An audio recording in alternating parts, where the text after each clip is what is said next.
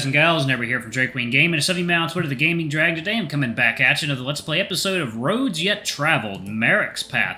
So y'all, let's go ahead and jump right back into it, shall we? Alarm chain, you were up, and let's go. Let's see how this strange place where Rhoun works looks like. It's pretty cool looking. Alright. Rhoun surely can't do that on his own, can he? Although, after watching him fix that pipe, I can't be too certain. Looking down, I see that the congregation is headed over to a small open area where they are all waiting in front of a stage of some kind. Taking a small open elevator down, I'm hurried over by Rhoun, who seems to be nervously switching between checking something on his monitor and looking at me with a worried expression. As we get closer, the mumbling gets louder and louder as I can start to make out the members of Rhoun's crew. They all seem to be wearing a similar uniform to him, although there's a lot of variation in the designs. Some of them have prosthetics. Do they have neurals, though? Probably not. Doc kind of suggested they're not normally needed. Setting out from behind a tangle of wires and pillars, the first head starts to turn. I watch as it looks towards Rhoun, then snaps towards me. It only takes one gasp for everyone to be notified of my presence. Maybe this was a mistake. They're always so much bigger up close. I try to stay as close to Rhoun as possible as he heads up onto the small stage and quickly opens up a projection to finalize some things. Oh, that's great! Nice art. Sorry for being late. Is that? Oh, by the filament, it's real!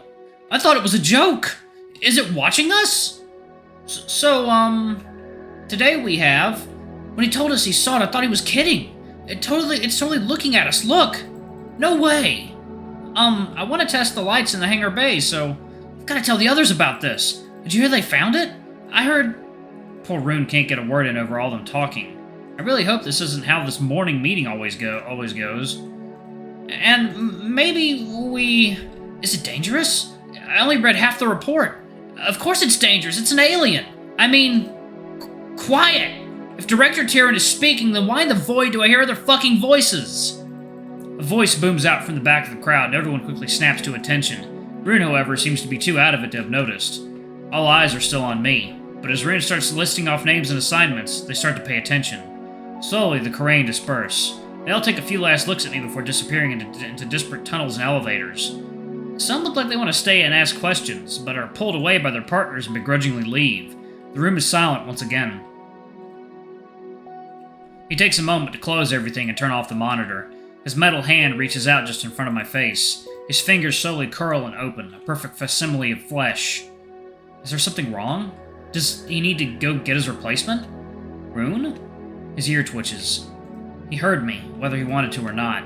I think I might have pushed things too far. Do you need help, bud? He finally acknowledges my presence. No. Well, that's... good? Not knowing what else to do, I simply wait for him to snap out of whatever trance he's found himself in. After curling his hand into a fist, he breathes out a heavy sigh and turns to me.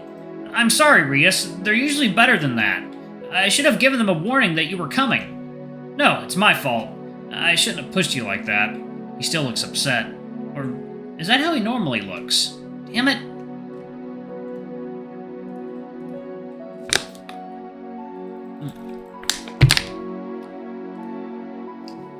Are you okay there, bud? Should we go, fix something?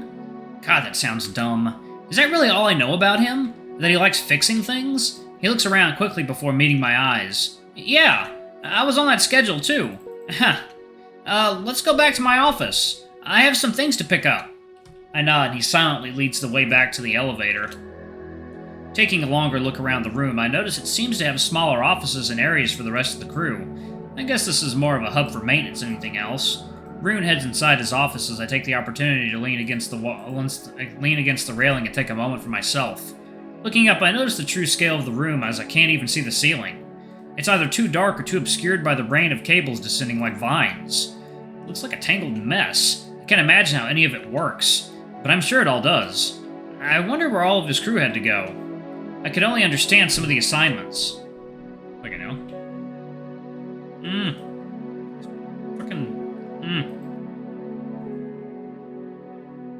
Chewing on my nail here. Okay. Bah. Okay, I think I got it. Anyway, just how far do they have to go to fix a light in this place? The door gently creaks open behind me, and I turn to see Rhoun's muzzle gently peeking out from the inside. You know you can come in, right? Oh, sorry, I thought you just needed to pick some things up. I do, but it will take a minute. Stepping inside, I see his pile of bits and bobs on the desk. I think one of them looks like a fuse, but I barely know what fuses look like back on Earth, so really, who knows? Maybe it's candy. After gently moving something that is either scrap metal or extremely important aside, I take a seat on one of the stools and watch him work. Despite the mess, I think he knows where everything is. He certainly has a better idea of where things are in his office than Rhoun did. Somehow. Although he's far less gentle, as I watch pieces of metal fall to the floor and unneeded tools get flung to the other side of the room. So, what are you fixing today? Huh? Do you get to fix anything cool today, bud? Oh, not really. I'm running the usual checks on some breakers. Checking some lights in the maintenance halls, seeing if pipe pressure on the 17th floor is okay. Maybe replacing... He goes on and on with his personal list of tasks that seemingly need to get done today. It doesn't sound like he gave out that much for his coworkers this morning, but maybe they had to do harder jobs. I wouldn't know. You want to pick a bag for me to carry? You said I could help, right? Yeah, I did, didn't I? A small smile creeps onto his face as he turns to face me before looking around the room, presumably for a bag.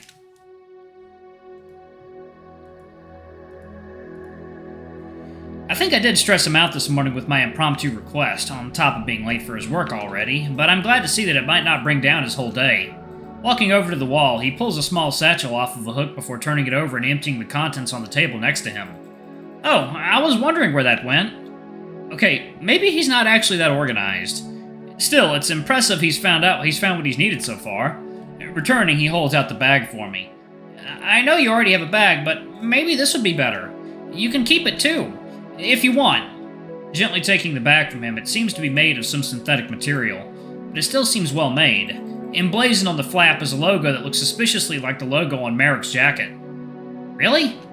Thanks, Rhoun. Standing up to try it on, I realize the length of the strap is far too long. Oh, let me help you with that.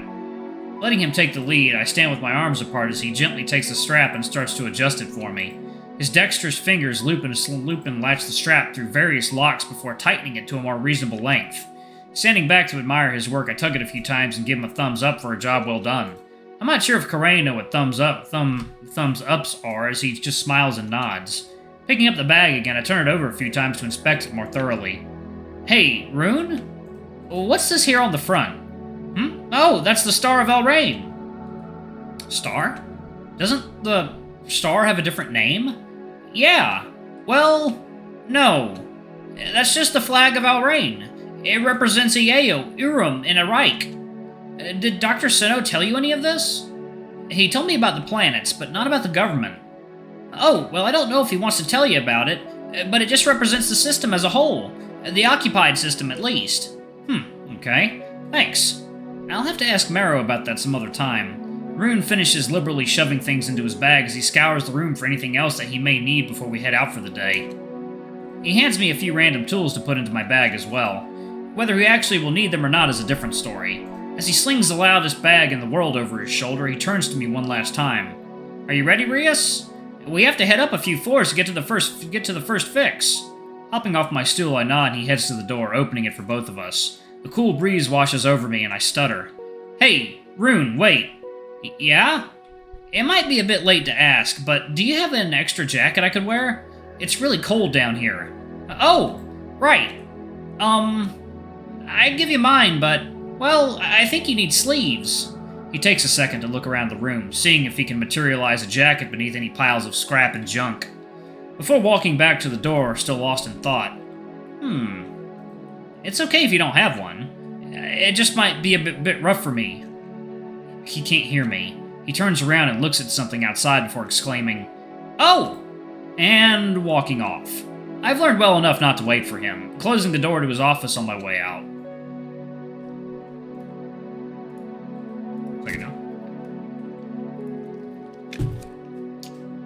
Fortunately, he hasn't gone down the elevator yet, and I can hop on the gates. Hop on as the gates close.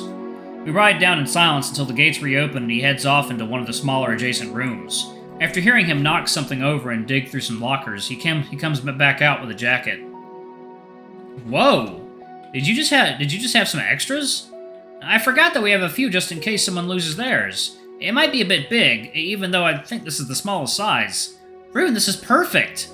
Taking the jacket, I quickly slip it on, noting that while it's not insulated, it is padded. It's also maybe 2 sizes too big, but I can at least roll up the sleeves so they fit a bit better. Oh boy, and I'm wearing my intern shirt today too. I guess I really look the part now. Thank you so much! It'll be much better with this. Are you sure? It's not very warm and Rhoun, really, this is enough. He smiles again and I can see a small tail wag behind him as he turns and gestures for me to follow. He's right. It isn't very warm, but anything helps. It drapes below my waist and even rolled up, the sleeves are comically large. The padding meant to protect my elbows reaches down to my forearms and the collar feels heavy. At least the pockets are nice and spacious. I know you listed it off earlier, but I was curious. What's up first today? First, we should probably check some circuit breakers. It's not hard, and it will help later if we have to change any lights in the maintenance tunnels. I'm sorry. What? Why? It's not really that interesting. Anything being done here, at least not today. I'm sure hanging out with Dr. Senna would have been much more interesting. No, Rhoun, this is great. I mean, look at this place. I spin as I gesture to the room, and all of its brutalist marvel. The cable's a chandelier to my dance. Honestly, this is a fantastic break from his office, too. I mean, have you ever seen it? No. Why? Is it messy? Yes. He looks surprised. And I just hope he never has to go in for a physical. As we come to one of the many tunnels, he flicks some switches on the wall and lights start to flash on, slowly leading us onwards. That is one long and dark hallway. To say it's not horrifying in some way would be a flat-out lie. Grabbing my shoulder to stop the memories, I notice Rhoun take a determined step forward into the pale light. God damn it. I'm going to develop claustrophobia at this rate. They could at least install LED lights. It doesn't have to be so damn dark.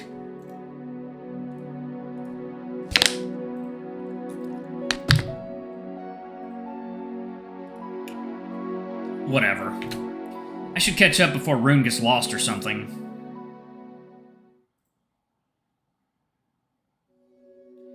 As we wade through the doldrum of the thinly lit veins of the station, I find a certain calm to it. It is dark, yes, but it is alive. As a cave were. Rhoun wordlessly leads like he's lived here his whole life. There's no hesitation in his steps. He knows the way. A map internalized long ago, played out 1,000 times in his head. Every turn an old friend, every destination a fond memory. Who am I to say? It all looks like the same to me. We took a service elevator up a few floors, and apparently this is the furthest up in the station I've ever been. But we've still yet to reach our goal. He's since gone silent as well, just muttering something under his breath as we trudge forwards. The pale light acts now more as a web holding us back than inviting us in to drown. I wonder how different this place is on a floor-to-floor basis. Even here, behind the walls. Taking us through a few more bulkheads and up a ladder, Rhoun finally starts to slow down. He comes to a corner, looking both ways, and turns to me. How have you been doing, Rias? Sorry, I know it's a lot of walking. Oh, it's fine. Are we close to the, fuse box? Or whatever it was? Yeah, it's just around the corner. I just wanted to see if you were okay. Oh, don't worry about that. It's like the one thing humans are made to do. I'm pretty sure that's how we managed as a species, actually. Huh, yeah?